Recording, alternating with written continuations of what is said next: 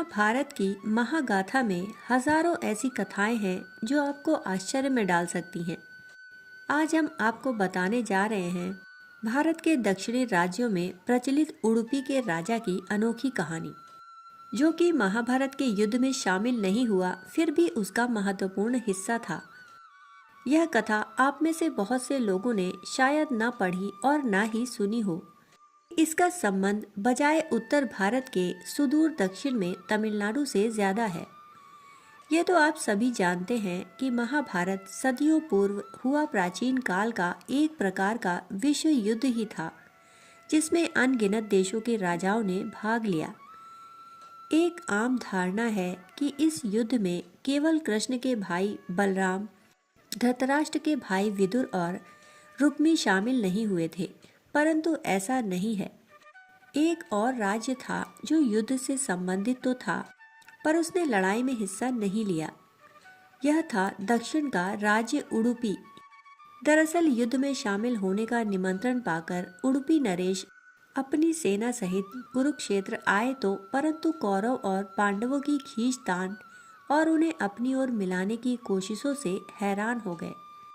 वे इस युद्ध के समर्थक भी नहीं थे, परंतु वे ये भी जानते थे कि इससे बचना और युद्ध का टलना संभव नहीं। इसलिए उन्होंने श्री कृष्ण से पूछा कि वह बाकी लोगों की तरह युद्ध के लिए लालायित नहीं है, किंतु इससे अलग भी नहीं हो पा रहे। वे ये भी समझ नहीं पा रहे थे कि दोनों ओर की इतनी विशाल सेना के भोजन का प्रबंध कैसे होगा।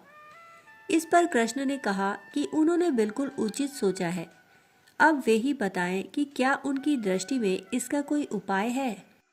तब उडुपी राजा ने कहा कि उनकी यह इच्छा है कि मैं अपनी पूरी सेना के साथ दोनों सेनाओं के भोजन का प्रबंध करूं।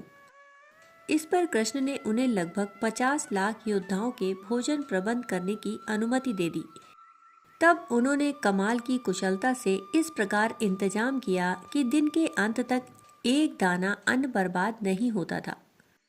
जैसे जैसे दिन बीतते गए, योद्धाओं की संख्या भी कम होती गई, पर सभी हैरान थे कि पहले दिन की भांति हर रोज अंत तक उडुपी नरेश केवल उतने ही लोगों का भोजन बनवाते थे जितने वास्तव में उपस्थित रहते।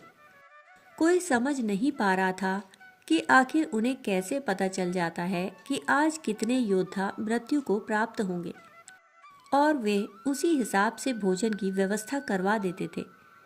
इतनी विशाल सेना के भोजन का प्रबंध करना, वह भी बिना अन्न बर्बाद किए, अपने आप में एक आश्चर्य और कठिन कार्य था। पर युद्ध के अंत तक उडुपी नरेश ने इसे उसी प्रकार करके दिखाया।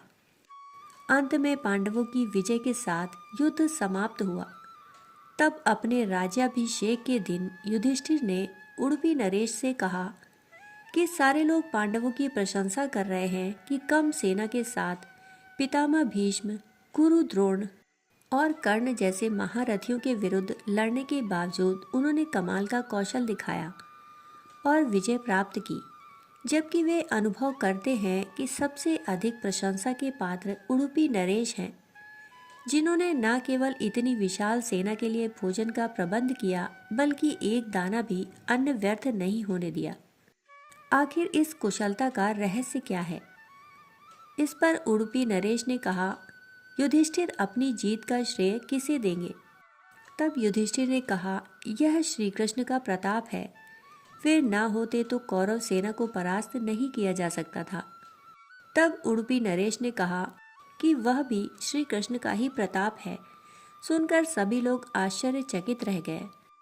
तब उडुपी नरेश ने इस रहस्य को स्पष्ट करते हुए बताया कि श्री कृष्ण प्रतिदिन रात्रि में मूंगफली खाते थे। वे प्रतिदिन गिनकर मूंगफली उनके लिए भेजते थे और उनके खाने के पश्चात गिनकर देखते कि उन्होंने कितनी मूंगफली खाई है। कृष्ण जितनी मूंगफली खाते थे, उससे ठीक 1000 गुना सैनिक अगले दिन युद्ध में मारे जाते। मतलब अगर वे 50 मूंगफली खाते थे तो इसका अर्थ था कि दूसरे दिन के युद्ध में 50,000 योद्धा मारे जाएंगे। बस उडुपी नरेश उसी अनुपात में अगले दिन का भोजन बनवाते। इस प्रकार कभी भी भोजन व्यर्थ नहीं होता था। श्री कृष्ण के इस चमत्कार को जानकर सभी हैरान हो गए। कर्नाटक के उडुपी जिले के कृष्ण मठ में यह कथा अक्सर सुनाई जाती है। मान्यता है कि इस मठ की स्थापना उडुपी के सम्राट ने ही करवाई थी। दोस्तों, कहानी सुनने के लिए आप सभी का बहुत बहुत आभार। फिर मिलते हैं एक और कहानी के साथ। तब तक के लिए धन्यवाद।